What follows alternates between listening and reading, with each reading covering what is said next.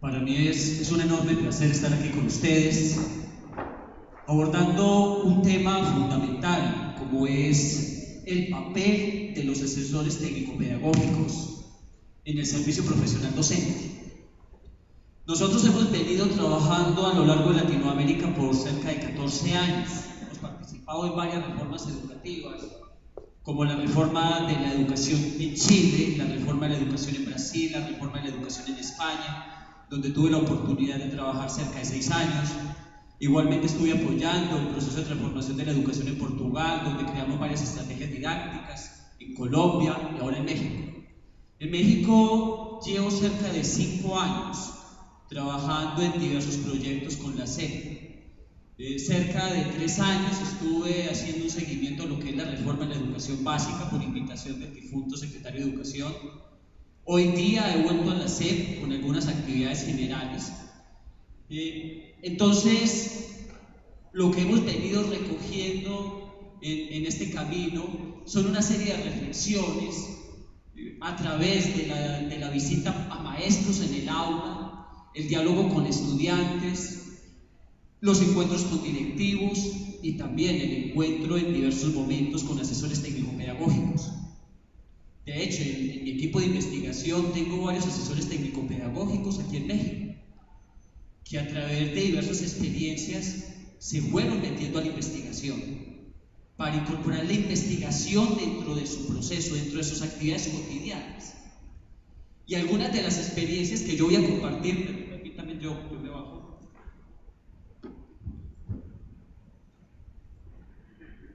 Les decía, algunas de las experiencias que voy a compartirles hoy tienen que ver con estas interacciones que tenemos con los asesores técnico-pedagógicos.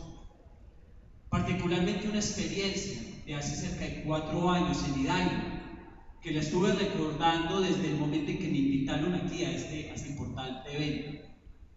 Fue cuando teníamos la meta de comenzar a implementar el acuerdo 592 con los aprendizajes esperados. Y entonces comenzamos a trabajar en Hidalgo con una secundaria.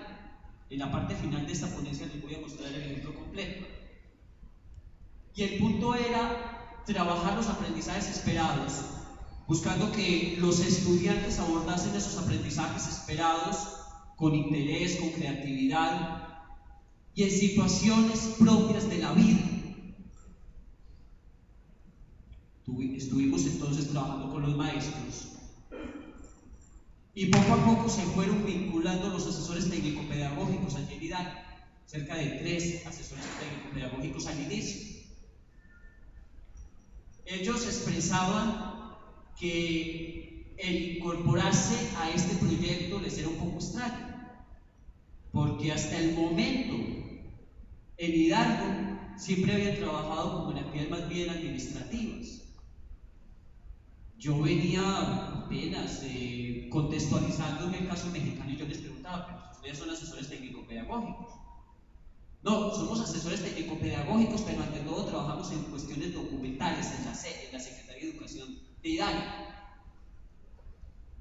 Yo les invité, pero bueno, en ciertos momentos podemos estar aquí en la escuela, visitando el aula y acompañando a los profesores. Ellos aceptaron. Conformamos entonces el equipo, los profesores de secundaria, los 3 asesores técnico-pedagógicos y mi persona. Y comenzamos a buscar estrategias para implementar la reforma educativa, la reforma en educación básica. El acuerdo 592, cuando apenas salió, que yo tuve también la oportunidad de revisarlo en varios momentos por invitación de su secretario de Educación Básica de aquel entonces. Pues bien, yo en el día de hoy, ante todo quiero compartirles un poco estas experiencias que he tenido de base trabajando con asesores técnico-pedagógicos en este proceso de incorporarse a las aulas, como ocurrió en Hidalgo, lo cual nunca habían hecho. Y cómo ahora es ese reto de ir a las aulas, de trabajar con los docentes y buscar que la reforma educativa esté en las aulas, sea una experiencia de vida. Bien, para eso entonces voy a abordar una serie de elementos aquí.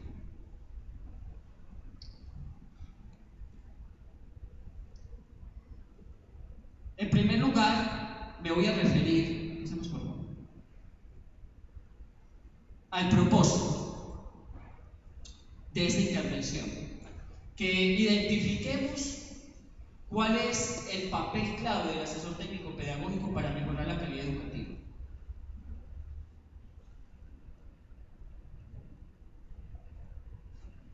Bien, en estos momentos, la ley del servicio profesional docente establece algo puntual, y es que el asesor técnico pedagógico debe asesorar a los docentes. Y en segundo lugar, miren lo que dice: contribuir a mejorar la calidad de la educación. En estos dos elementos están las diversas competencias del asesor técnico pedagógico,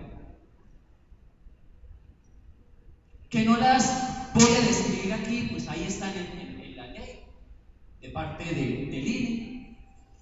Esto es clave para todo lo que se viene. Y entonces, frente a estos dos elementos sustanciales, los asesores técnico-pedagógicos tenemos que ocuparnos más hoy día de cuál es la filosofía de la reforma educativa.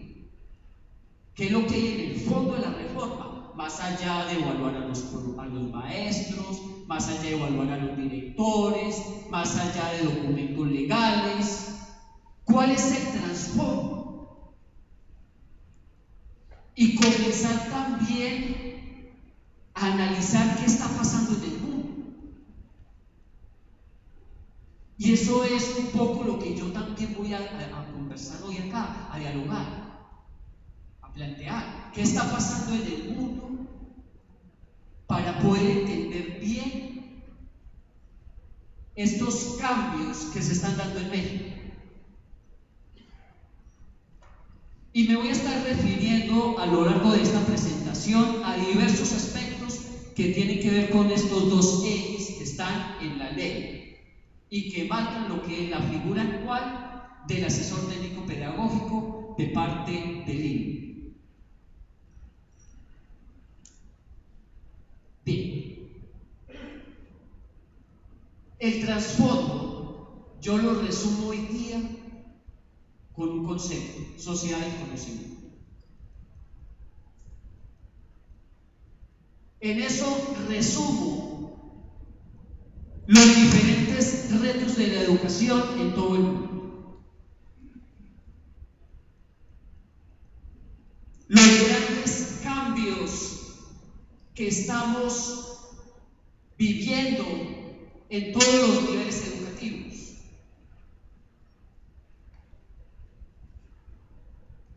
Esto es lo que está experimentando Finlandia, Corea del Sur, Japón, China, Singapur, Canadá, Vietnam, que son los países que hoy día lideran los cambios a nivel mundial. Este grupo de países están haciendo toda una serie de transformaciones para lograr formar ciudadanos para la sociedad del conocimiento.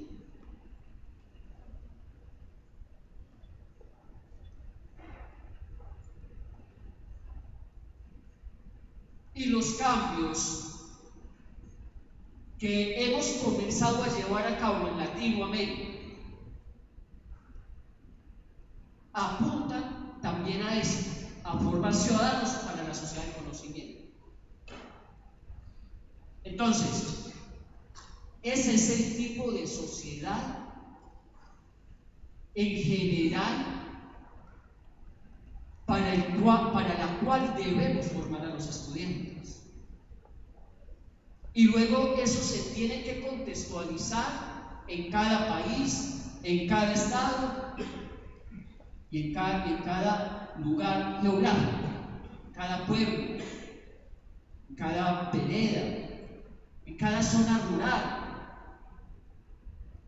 Entonces, hay unos elementos globales que están definidos por la sociedad del conocimiento, pero hay unos elementos particulares. Y cualquier proceso de reforma educativa debe abordar esto: lo particular de su entorno geográfico, de su entorno cultural, y lo global, lo universal. Si entendemos esto, vamos a poder entender todos los cambios que vamos a ir experimentando durante los próximos 20 años, porque apenas el cambio comienza. Fíjense, cuando nosotros aquí en México, en estos momentos,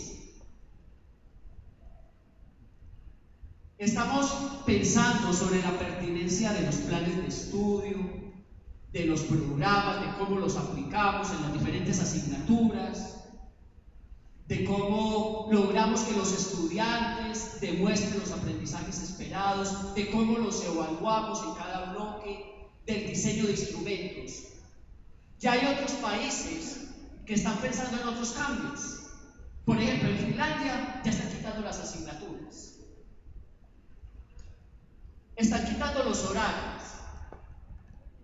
En Singapur, en estos momentos, la gran discusión hoy día no es si hay que desarrollar competencias, no es si hay que evaluar a los docentes, sino que la gran discusión en la sociedad de Singapur es, por ejemplo, cómo se trabaja con proyectos transversales en las diversas asignaturas, para dejar de lado también las asignaturas, para que ya no se hable ni de matemáticas, ni de español, ni de ciencias. Ese es el tema hoy día en Singapur. Por lo tanto, apenas los cambios comienzan. Y va a llegar un momento en el cual, en una reunión de estas, ya el tema no sea cuál debe ser el perfil del asesor técnico pedagógico, del profesor, o cómo abordar los aprendizajes, sino abordar este tipo de discusiones. Bueno, ¿cómo es que vamos a integrar las asignaturas? ¿Cómo es que vamos a trabajar con proyectos transversales? ¿Cómo vamos a lograr que realmente los profesores desarrollen la metacognición de los estudiantes? Así sucesivamente. Y todas estas cosas a veces se van dando en el tiempo.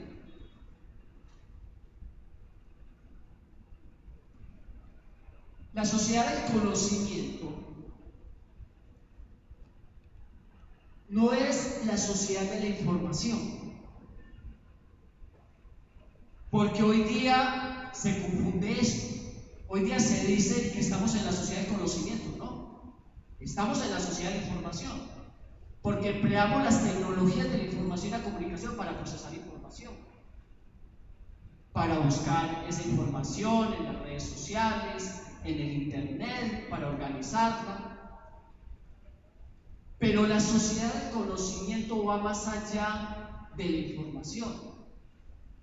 La sociedad del conocimiento implica que tengamos personas con análisis, con crítica, con creatividad para resolver problemas, que trabajen de manera colaborativa, que se ocupen de los problemas sociales, que tengan responsabilidad política, que también contribuyan al desarrollo social y ambiental. Ese es el tipo de sociedad del conocimiento. Y entonces, necesitamos transformar el sistema educativo para formar ciudadanos que realmente vivan en la sociedad del conocimiento, que no se queden solamente utilizando las tecnologías de la información y la comunicación para buscar información, organizar y presentar, sino que construyan conocimiento de manera colaborativa para resolver problemas, trabajando todos juntos en pro de una misma causa. Hace unas semanas estuve en un encuentro con César Col, César Cole pues, es uno de los que más ha propuesto el constructivo y el socioconstructivo en Iberoamérica. Entonces estuvimos en un congreso aquí en la Ciudad de México. Y él mismo planteaba también esto, que hoy día lo que hay es una sociedad de información, pero tenemos todos de manera articulada que trabajar para lograr la sociedad del conocimiento. Y entonces, todos estos cambios que se han venido planteando en México apuntan hacia esa sociedad del conocimiento. Y ahí es donde está el concepto de competencias. Las competencias no es formar personas para desempeñar tareas mecánicas. Ese es un mal planteamiento. Las competencias antes, por el contrario, son desempeños sistémicos, donde las personas deben pensar con análisis, con crítica, con creatividad para resolver problemas. Entonces tenemos que desarrollar competencias en matemáticas, en español, en ciencias, donde los estudiantes aprendan a resolver problemas con creatividad, con análisis crítico, con trabajo colaborativo. Eso es lo que significan las competencias.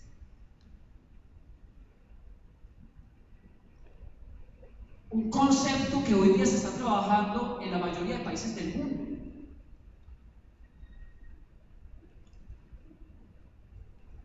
Que está en la base de la educación en Finlandia, en Corea del Sur, en China, en Singapur, en Canadá, en un país como Vietnam, que hace 20 años estaba muy por debajo de la mayoría de países latinoamericanos en educación. Y hoy en día es uno de los países que mayores avances en educación tienen, superando a la mayoría de países europeos y Estados Unidos. Porque toda la sociedad en Vietnam se comprometió con transformar el sistema educativo. Y fíjense, son un país con una alta rigidez a nivel político, es un país socialista.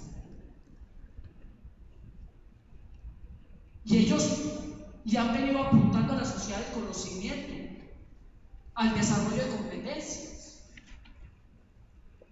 Han trascendido la ideología. Y por eso en pocos años, cerca de 6 años, comenzaron a tener avances significativos. Y lo que está demostrando Vietnam es que cuando se mejora la educación, esa es la mejor estrategia para superar la pobreza.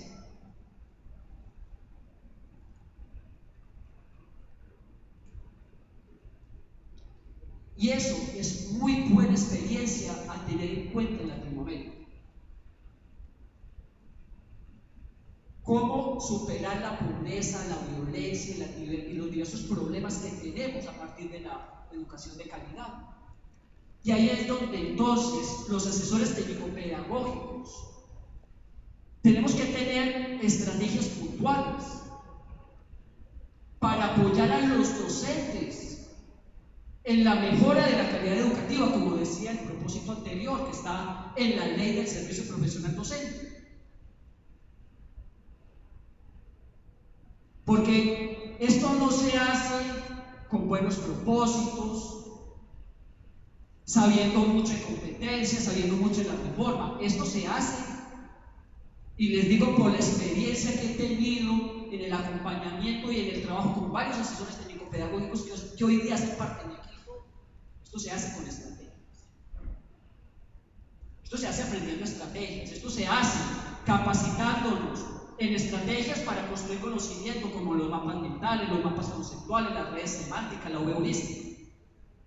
Esto se hace capacitándonos y trabajando con proyectos transversales.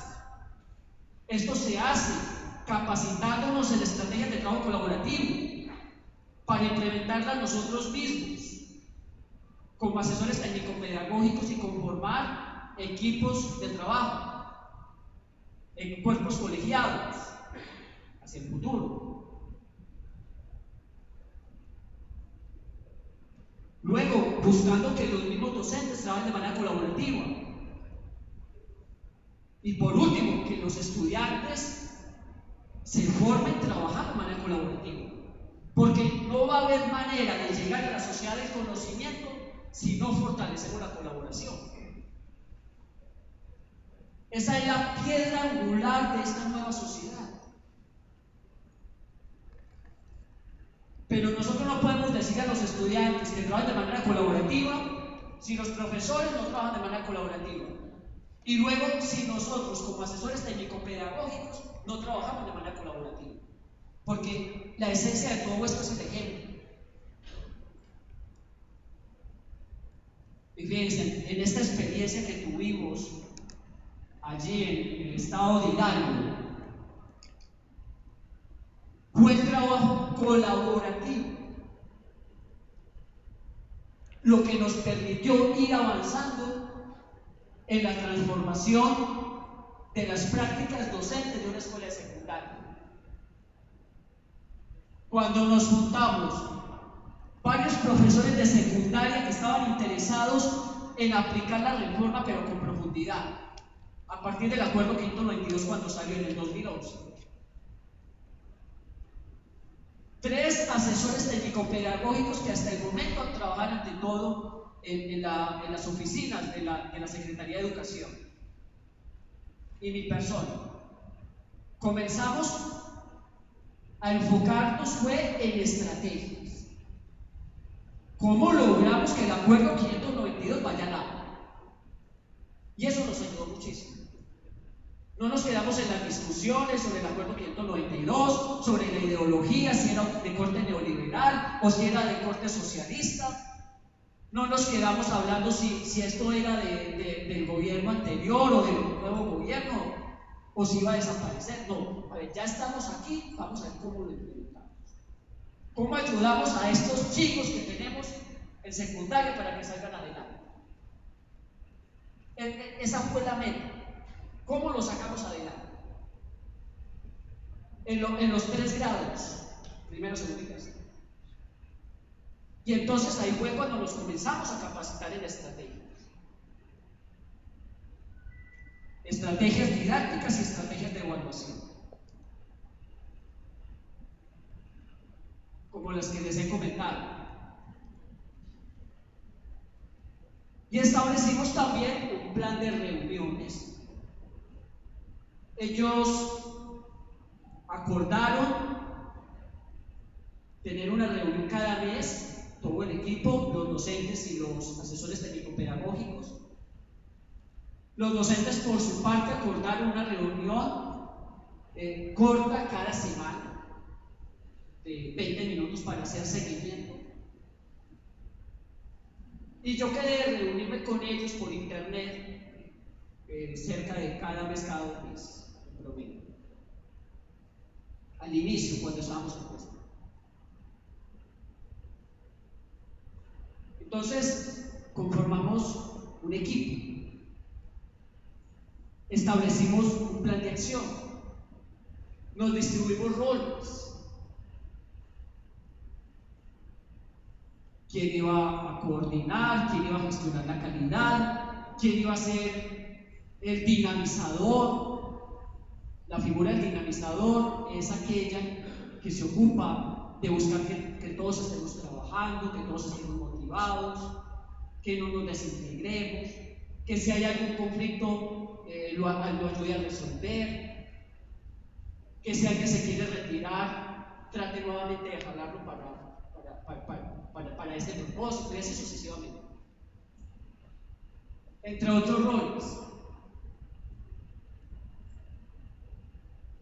Y esa fue una de las claves por las cuales los profesores se sintieron acompañados, 3 profesores también, uno de español, uno de matemáticas y uno de inglés. Y con ese acompañamiento tuvieron la fuerza necesaria para seguir adelante, para adelantarse a muchas situaciones que se venían. Y esto hizo que poco a poco los demás compañeros se fuesen interesando. Y entonces comenzaron también a implementar poco a poco estas estrategias.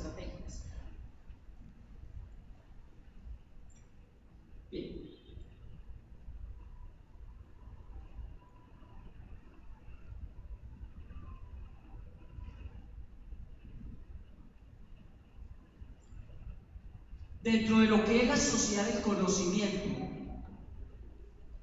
Y estos dos elementos que les acabé de compartir, apoyar a los docentes y contribuir al mejoramiento de la calidad educativa, yo les propongo 5 acciones puntuales en las cuales debemos primero trabajar nosotros los asesores técnico-pedagógicos como profesionales. Después, trabajar estas 5 acciones con los docentes y buscar que ellos apliquen a su vez estas acciones con los estudiantes. Y la primera es resolver problemas con transversalidad. Para mí, esta es la clave de lo que significa el componente pedagógico, en términos prácticos, más allá del discurso, más allá de las teorías.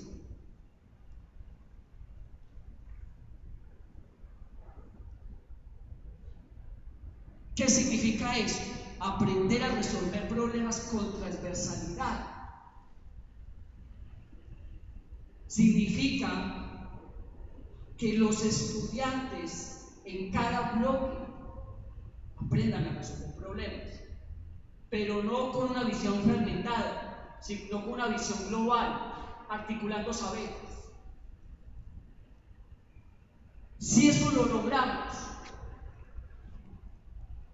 hemos avanzado muchísimo en lo que es tanto el apoyo a los docentes como el mejoramiento de la calidad educativa. Segundo eje, tener un sólido proyecto ético de vida. En esto se resume todo lo que es la formación en valores, la formación para el desarrollo personal, la formación en la ciudadanía, la formación para contribuir al desarrollo sustentable y así sucesivamente. Tercera acción, trabajar de manera colaborativa, que ya lo había adelantado antes. Cuarta acción, co-crear el conocimiento. Porque en la sociedad del conocimiento ya no es que los estudiantes aprendan a buscar información en internet. Porque desde antes de preescolar van a estar en esa cultura. Entonces, en las nuevas generaciones que van a comenzar a venir a las aulas, ya no podemos trabajar con los chicos cómo buscar información en internet, sino cómo construir el conocimiento colaborativo para resolver problemas aplicando el internet, utilizando el internet. Eso es co-construir el conocimiento, co-crear el conocimiento colaborativamente. Entonces, en equipos, que se analice el conocimiento, que se critique, que se busquen vacíos, que se propongan soluciones a los problemas, que el conocimiento que se va creando se sistematice con base en las diferentes aplicaciones que hay en internet y así sucesivamente. Y por último, la quinta acción, actuar con metacognición. Estas acciones hoy día están dispersas en diferentes planteamientos, en las competencias para la vida, en las competencias generales que deben de tener los docentes, los asesores técnico-pedagógicos y los directivos. Yo no voy a repetir esas competencias, pues eso está claro en la ley. Yo voy a enfatizar un poco en estos 5 elementos que son transversales a estos diferentes perfiles. Y voy a comenzar entonces con el primer componente. Aprender a resolver problemas. Fíjense, yo hace poco en un congreso al cual me invitaron a un debate sobre competencias, comentaba esto. Desde finales de los años 90 venimos con grandes discusiones sobre si es por competencias, si no es por competencias, sobre si las competencias son del neoliberalismo, del socialismo, y así sucesivamente. Pero yo hasta ahora no he visto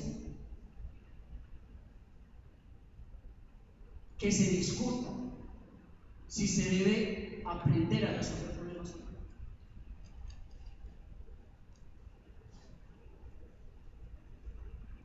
Es que eso es connatural a la educación, aprender a resolver problemas. Pero fíjense, ese es uno de los grandes vacíos de la educación latinoamericana. Y para eso no tenemos que ir a las pruebas PISA, ni a las pruebas enlace que estaban anteriormente, ni tenemos que conocer las próximas evaluaciones del INE con la prueba Planea.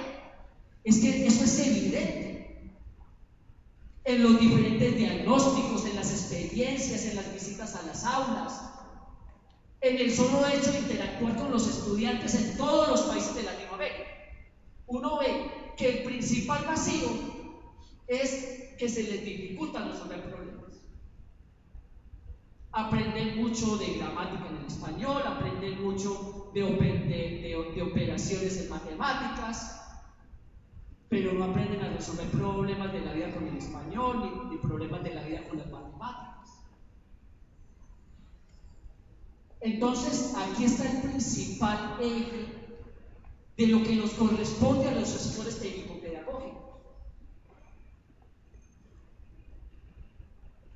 Que este elemento sustancial que va más allá de las teorías, de los enfoques, de las políticas y de los gobiernos, se aborde. Que tengamos en cuenta aquellos maestros y maestras que hoy día lo hacen. Y que con base en estos ejemplos comencemos a apoyar a otros. Porque aquí no se trata de decir, no, esto no se hace. No, sí se hace. Yo aprendí a hacerlo porque maestros que tuve. Maestros en primaria y secundaria, con una alta vocación donde la metodología de las clases era resolviendo problemas. Y ellos no sabían nada de competencias, ellos no sabían nada de constructivismo ni de socioconstructivismo, ni estaban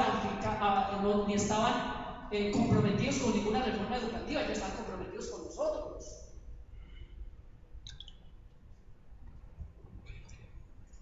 Entonces debemos buscar a aquellos maestros y maestras que trabajan bien los problemas, la resolución de problemas, en español, en inglés, en matemáticas, en física, química, biología, y así sucesivamente, para que nos ayuden con ejemplos con otros maestros, porque en esta área casi no hay nada en Latinoamérica. Y casi no hay nada en español, en idioma español. Por ejemplo, en matemáticas hay muchos temas que hoy día en español, en el idioma español, casi no tienen problemas de contexto.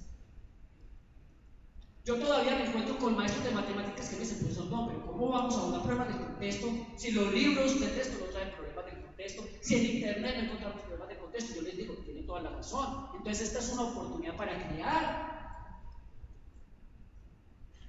Porque muchas veces perdemos mucho tiempo en cuestiones administrativas, llenando formatos, planificando lo que ya está planificado, completando en los formatos lo mismo que ya está en la ley, que está en los acuerdos, cuando deberíamos destinar más tiempo en planificar lo que no hay, en buscar problemas del contexto que todavía no tenemos, en crear problemas del contexto, en crear situaciones didácticas innovadoras, interesantes, divertidas, dinámicas, que estén en consonancia con los intereses de los chicos.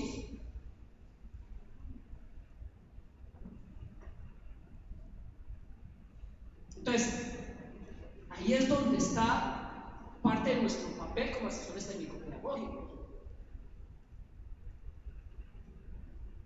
Impulsar que los maestros y maestras trabajen problemas de contexto.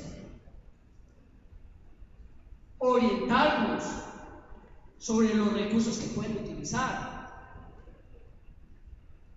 asesorarlos y motivarlos para crear nuevos recursos cuando no hay.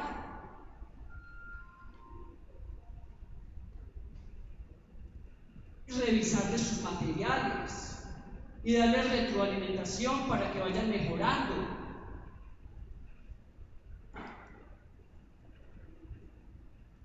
Entonces, de manera puntual, este tema no es solamente por cuestiones de tipo formativo, sino que también tiene elementos prácticos. Por ejemplo, el INE acaba de manifestar este año que la nueva prueba planea se va a enfocar más en problemas del contexto, como lo hace la prueba PISA. Y entonces, ¿qué va a pasar cuando se comience a aplicar esta prueba y los estudiantes no sean capaces de identificar siquiera un problema? Porque han estado acostumbrados ante todo a temas o a ejercicios.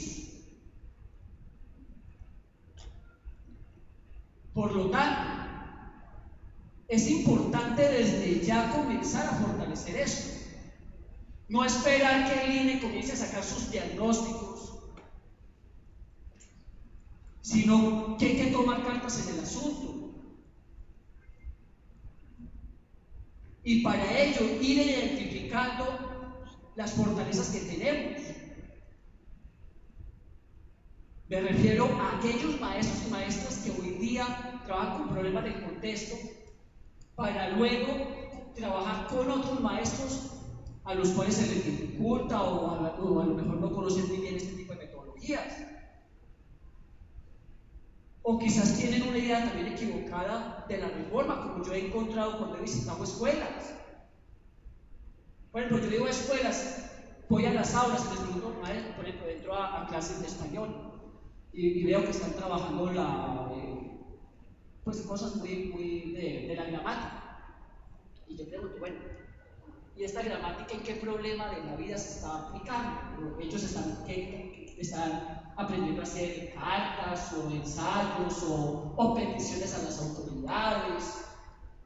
No, es que estamos trabajando la gramática porque el aprendizaje esperado lo dice.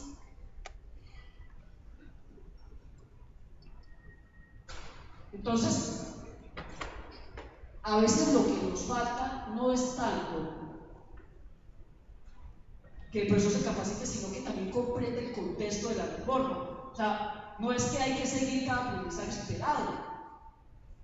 Tenemos que tener en cuenta los aprendizajes esperados, pero tenemos que tener en cuenta es que los estudiantes apliquen esos aprendizajes esperados. O sea, que aprendan a resolver problemas a partir de los aprendizajes esperados. Bien. Concretamente, en este primer reto, yo enfatizaría entonces en dos cosas.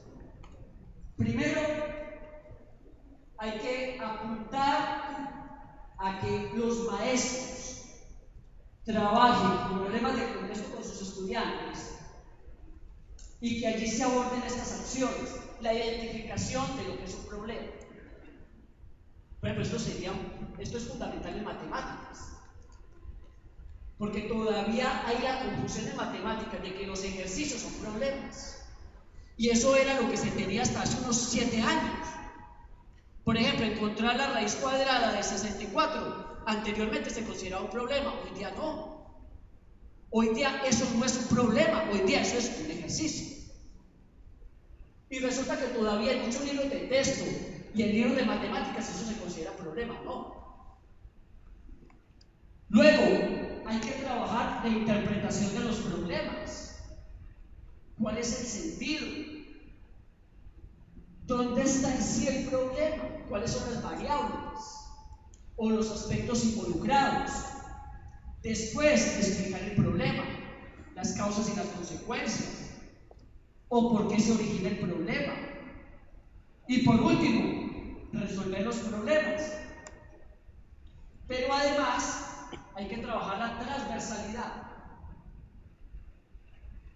Entonces, ya no se trata de resolver el problema en matemáticas, sino de resolver el problema de matemáticas articulando saberes de otras asignaturas.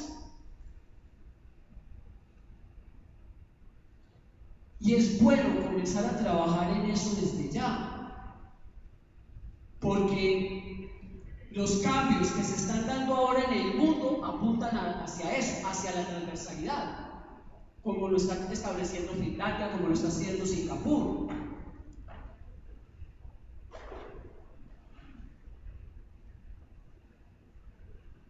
Segundo reto. Bien. Tener un proyecto ético de vida.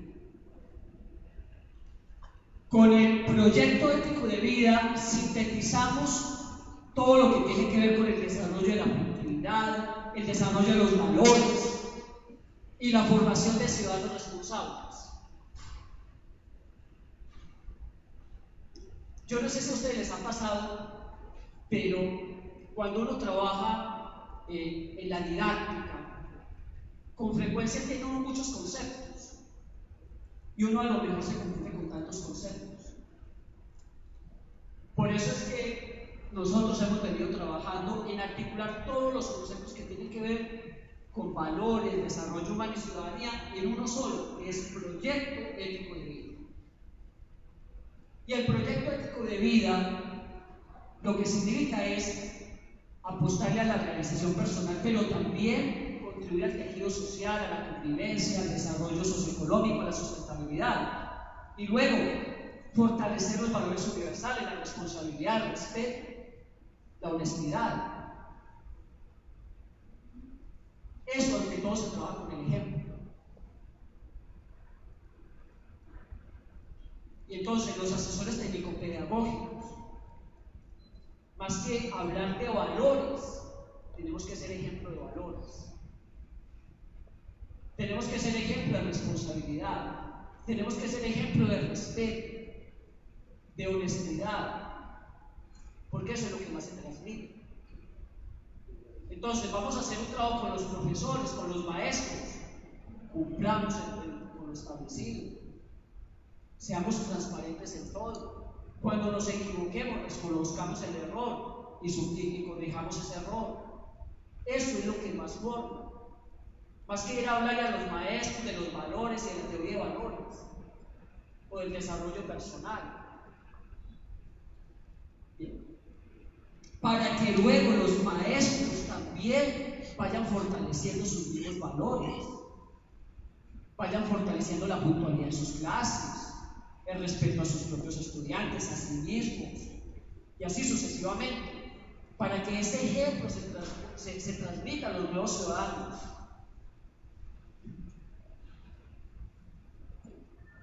Vamos al tercer eje, tercer reto, trabajo colaborativo. Este me gusta mucho, por eso ya había hecho la introducción al trabajo colaborativo. Bueno, pues aquí agregar simplemente que el trabajo colaborativo requiere estrategias. El trabajo colaborativo no es venga, organicemos el grupo y hagamos las cosas. Lo que a mí me ha enseñado la experiencia en el trabajo colaborativo es que necesitamos organizarnos. A ver, ¿quiénes vamos a trabajar? ¿Cuáles van a ser las metas comunes que vamos a lograr? ¿Cómo vamos a ir evaluando lo que hacemos? ¿Con qué se compromete cada uno? ¿Qué roles vamos a desempeñar? Ahí están los elementos clave del trabajo colaborativo.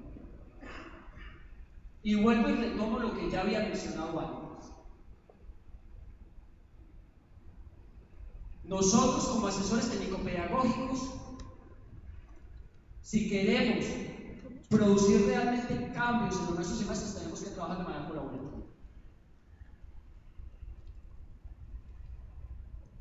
Porque los retos son muy grandes.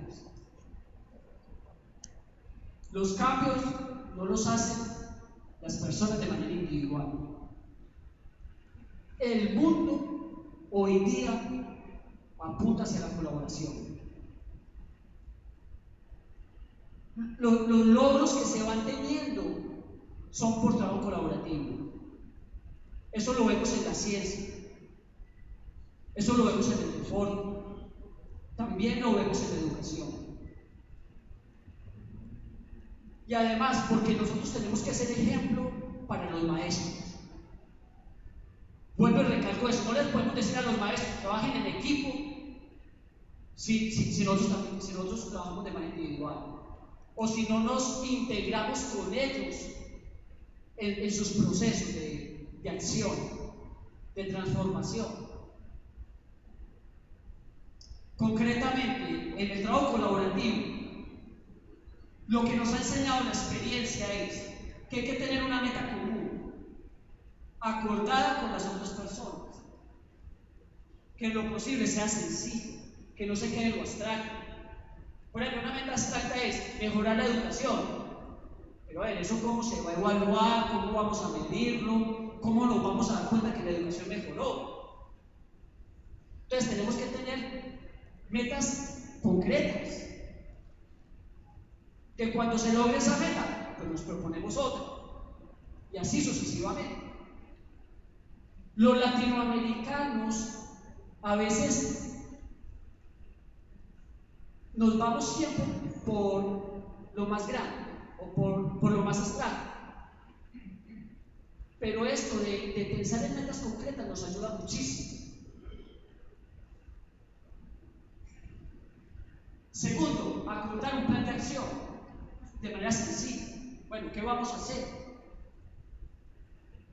¿Cada cuánto nos vamos a reunir para ver los avances? ¿Cómo va a contribuir cada uno? Luego, trabajar entre todos por la meta. No es que el trabajo se divide. Eso no es trabajo colaborativo. Yo a veces tengo estudiantes que me dicen, profesor, todo, estamos trabajando de manera colaborativa. Nos dividimos el trabajo. Fulanito hace esto, el otro hace aquello y yo hago esto. No, si pudieron dialogar para acordar eso, ¿por qué no lo hacen también para trabajar juntos? Para que entre todos se logre la meta. Y finalmente, tenemos que ir resolviendo los conflictos. Lo esperable en todo trabajo colaborativo es que van a emerger conflictos. Ese tiene que ser el paradigma. Si en el trabajo colaborativo no aparece ningún conflicto, todo es tranquilo, siempre estamos de acuerdo, pues tiene que examinar a ver qué está pasando. A lo mejor eso puede suceder al inicio, ¿cierto? Los primeros meses, quizás el primer año, o como en el noviazgo, ¿cierto? Pero bueno, también a veces ya hay que comenzar a entrar en la realidad, con quiénes somos, cuáles son nuestras ideas, nuestras visiones de la vida. Y podemos tener diferencias, pero vamos entonces a acordar, vamos a buscar qué nos une para salir adelante.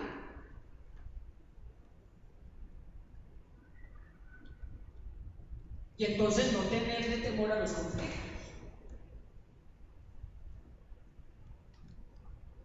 Sino apropiarse de los conflictos para mejorar el mismo trabajo colaborativo, para fortalecerlo, para conocerse mejor entre sí. Esas serían algunas pequeñas sugerencias que yo podría dar, más que todo a partir de la experiencia. Yo en verdad leo gran parte de lo que he aprendido en la educación al trabajo colaborativo.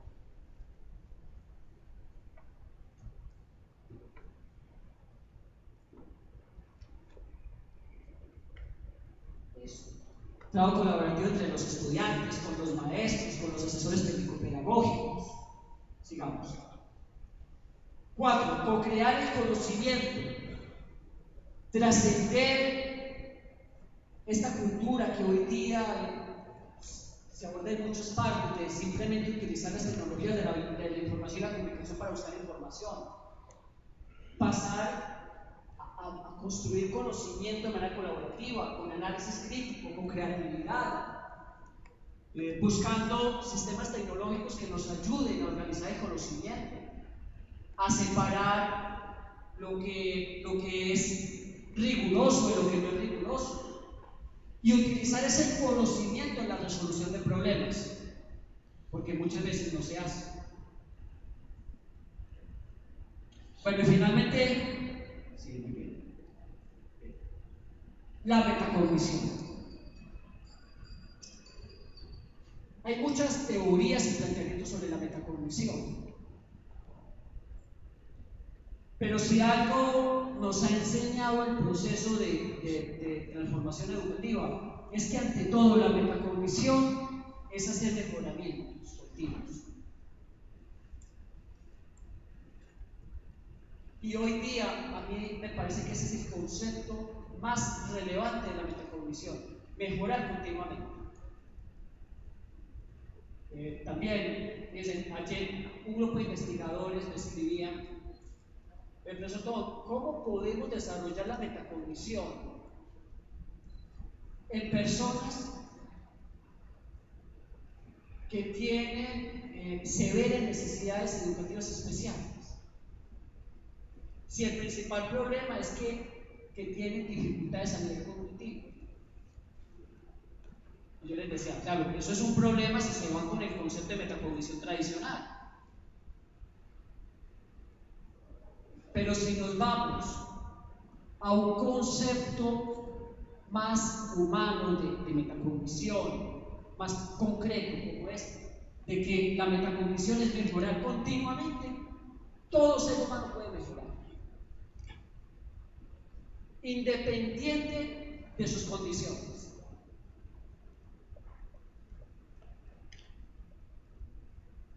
Y entonces, ahí también está la invitación para ustedes.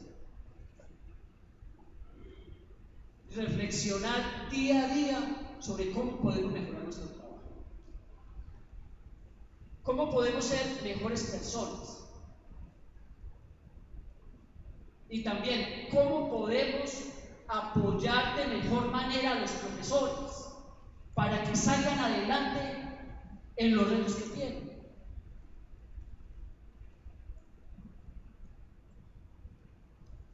Y de plano, esa pregunta tiene que ser respondida con estrategias. O sea, tenemos que irnos preparando en estrategias. Y si ya sabemos estrategias, hay que seguirlas fortaleciendo.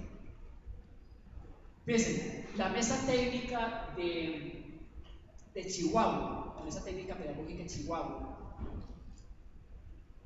hace unos años, esa mesa técnica pues está compuesta en su mayoría por asesores técnico-pedagógicos. Hace como 8 años, yo tuve la oportunidad de reunirme con ellos cuando se estaba consolidando.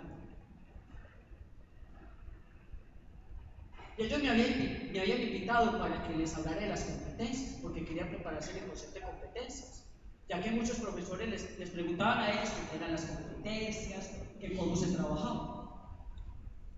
Y yo recuerdo que les dije, vean, frente a las competencias pues hay muchas definiciones, eso es simplemente tener claridad de una definición y darles a ellos material para que consuman. Pero lo más importante es que ustedes se vayan formando en estrategias didácticas e instrumentos de evaluación. Que cuando un maestro les diga a ustedes, vea, es que yo necesito como herramientas para evaluar los aprendizajes esperados. Ustedes sepan de herramientas, sepan de instrumentos, ustedes conozcan las rúbricas, las listas de cotejo, las escalas de estimación, los registros de observación, las matrices, los cuestionarios, los guiones de entrevista, y así sucesivamente.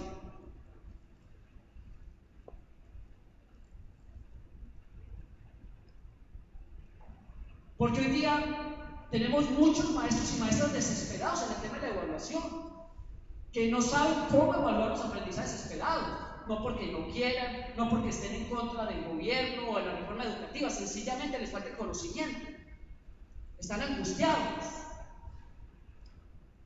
Yo me encuentro con estos maestros y maestras en diferentes lugares. Entonces, nosotros como asesores técnico-pedagógicos tenemos que estar preparados para apoyarlos. Nosotros tenemos que saber de instrumentos de evaluación.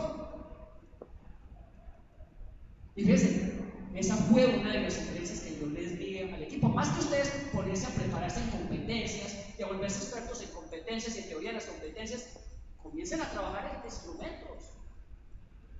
Sobre competencias hay muchos documentos que ustedes les pueden entregar a los docentes. Pero sobre la formación en instrumentos, eso no lo van a conseguir buscando páginas en internet. Tienen que hacer un análisis, tienen que buscar ejemplos, los tienen que contextualizar, tienen que hacer aplicaciones en los bloques.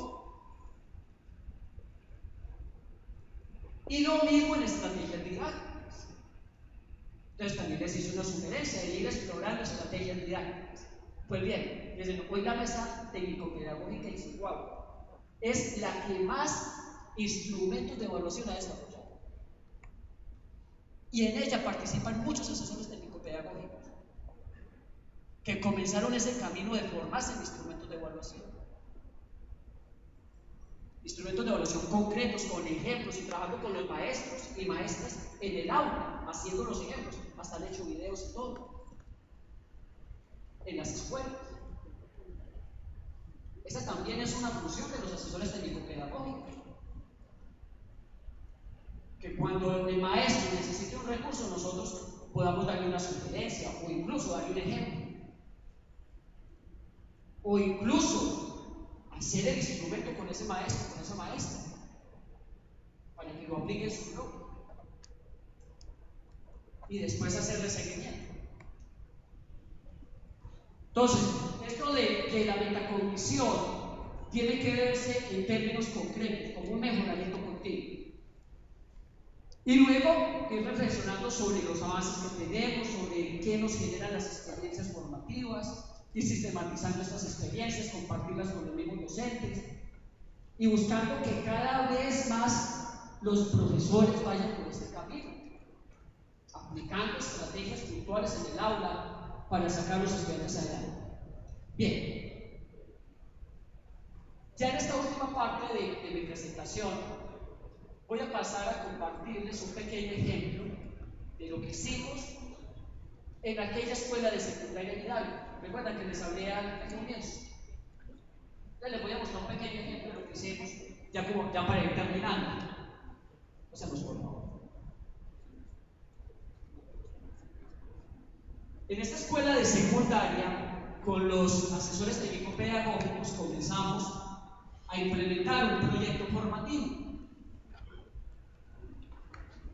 Nosotros entendemos los proyectos formativos como un conjunto articulado de actividades para resolver un problema del contexto, a través del cual se obtienen una o varias evidencias, que son los productos de evaluación, y se contribuye a lograr los aprendizajes esperados de cada bloque. Cuando se van logrando los aprendizajes esperados de los bloques, pues se van desarrollando las competencias. Porque en el acuerdo 592 vigente hasta el momento, una competencia se desarrolla es a partir de los aprendizajes esperados y se evalúa con evidencias. Entonces, el proyecto es una estrategia didáctica que nos permite que los estudiantes logren aprendizajes esperados resolviendo un problema.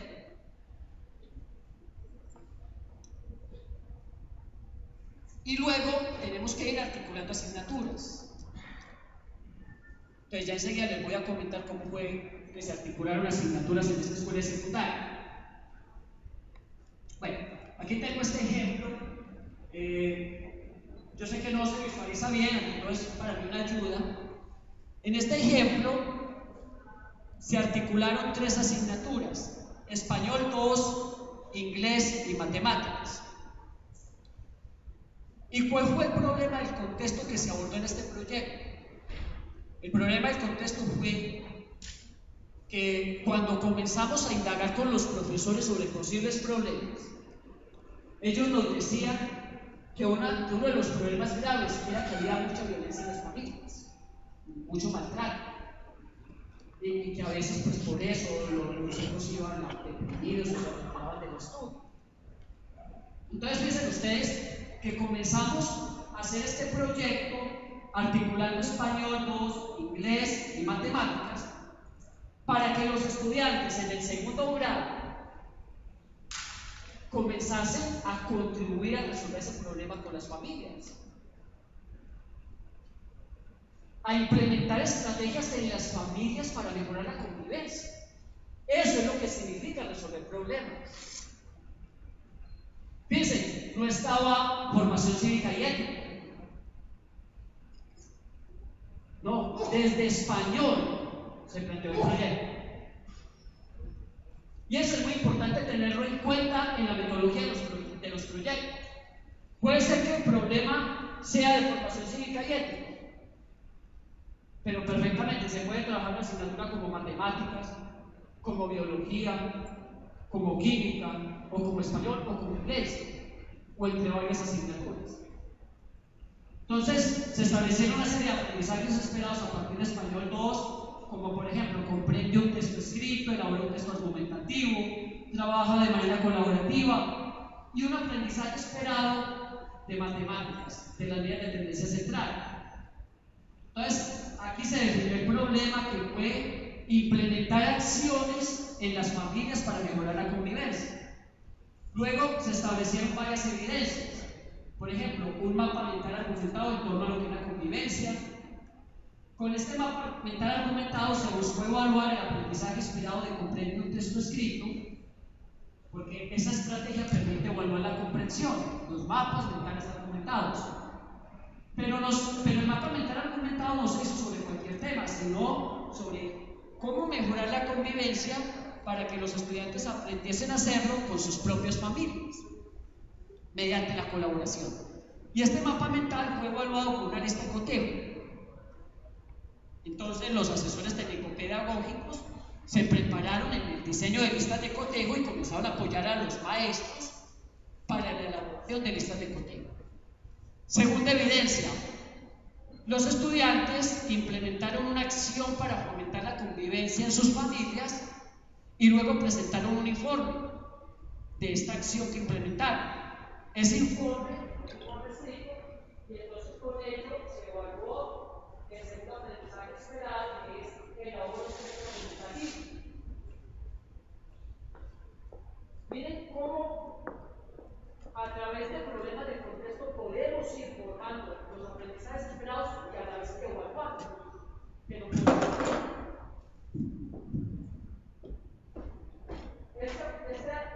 esta evidencia se evaluó mediante la lógica que se define para el efecto. Y por último, se tiene la tercera evidencia, el registro del trabajo colaborativo. Esta evidencia fue evaluada también a través de una rúbrica, pero en este caso una rúbrica sintética. Luego se describe el proceso de evaluación y después las actividades, organizadas en actividades de apertura o de inicio, actividades de desarrollo y actividades de cierre o socialización. Durante las actividades, los estudiantes también reforzaron el concepto de estadística y aplicaron la estadística en el diagnóstico de los problemas de convivencia en las familias. Entonces dice que aprendieron eso también a partir del mismo proyecto. Ese es un pequeño ejemplo. Y luego un ejemplo de las rúbricas que diseñamos. Aquí está una partecita de una rúbrica que se hizo para evaluar el informe escrito.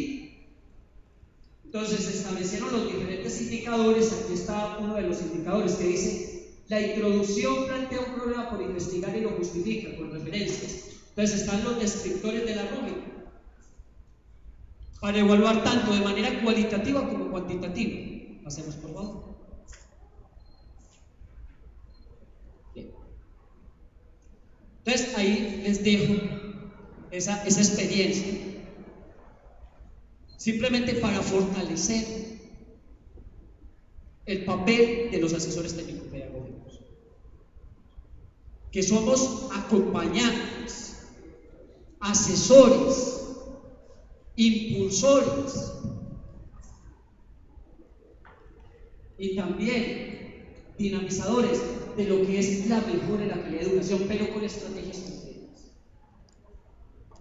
Eso es lo que yo he encontrado en la experiencia cuando he trabajado con asesores técnico-pedagógicos.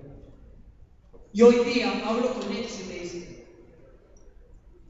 lo mejor que hemos podido hacer es formarnos en estrategias de evaluación, en estrategias didácticas y también en el trabajo colaborativo.